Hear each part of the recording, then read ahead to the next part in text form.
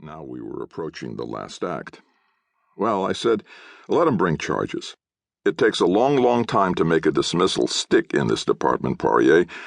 Besides, I don't even know if I care to have the job anymore. I might just save all of you a lot of problems and quit. Become a freelance researcher.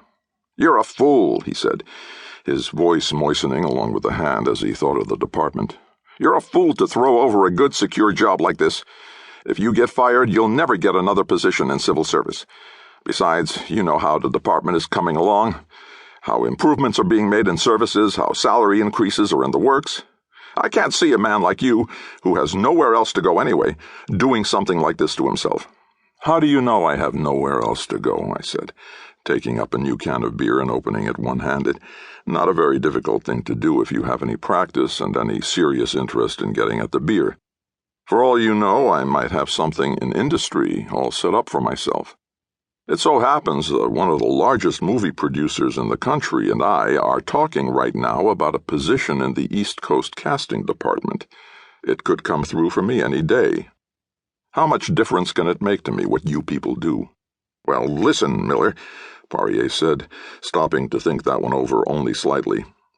There is not, among supervisors in the Department of Welfare, a great interest in the arts or crafts. If you want to go, you go. But you go clean now. Just put in your resignation form and quit. Don't play around. Have them making me call you Friday afternoons to check you out. Stop complicating my life and everyone's, okay? Well, I said, we'll see. I'll be by on Monday morning, and I might just have a surprise for you. I might even have a little 2 weeks' notice. We'll see. His voice went to a new level. You quit. You have your caseload absolutely cleaned up, you understand me? No loose ends, no evictions, no new pregnancies or anything like that. No problem, I said. I've got the neatest caseload on the whole East Side. I'm on top of it like a big, throbbing drum. Be talking to you on Monday, then, Poirier.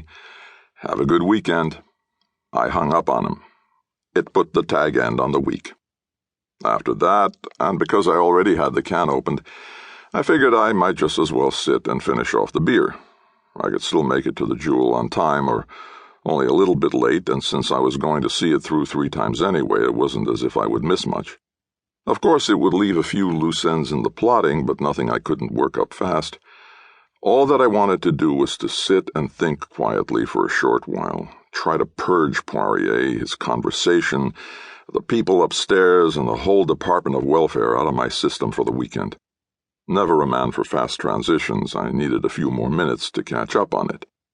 About 5 minutes after that, some publicity stills came special delivery from Warner Brothers anyway, and it was fortunate that I was there to sign for them. I had obtained them by advising the studio that I was publicity director of a large freelance critical bureau, and it would have been the end of me at Warner Brothers if the envelope had been returned unknown or not at home. So I thanked the mailman very much and gave him the 30 cents postage due and put the stills in the bottom of my dresser drawer with everything else to be sorted out sometime later, and then I went downstairs to my car and went over to the theater. I was practically the first person into the place. The old woman in the window gave me that peculiar, intense look mixing stupefaction and contempt which only ticket-takers in neighborhood movie houses truly know, and went past an even older man guarding the inner doors who was so numbed that his hand was barely able to reach out and make connection with the stub I handed him. Then, at last, I was inside the cool spaces of the theater itself. Irrelevant preparatory music bleating out from the lighted space under the closed curtain. They were holding back the start after all. And with a feeling of gratitude, I found a seat in the middle of a middle row and camped into it. There were only 2 other people in the house, a teenage couple sitting down in the first row already necking. The girl had long, thin arms which, coming bare out of the sleeveless sweater to encircle the boy, assumed in the muddled light the aspect of chains. I wondered how he could stand being in there. But before I had too much time to think about it, the music cut off with the kind of high whine which meant that the needle was being drawn over the record, and the lights went down, and the different kind of music began. So I leaned back, taking my shoes off, and propped them on the back of the seat in front of me, looking at the screen at a higher, more intense angle now, suspended above the people in the front row so that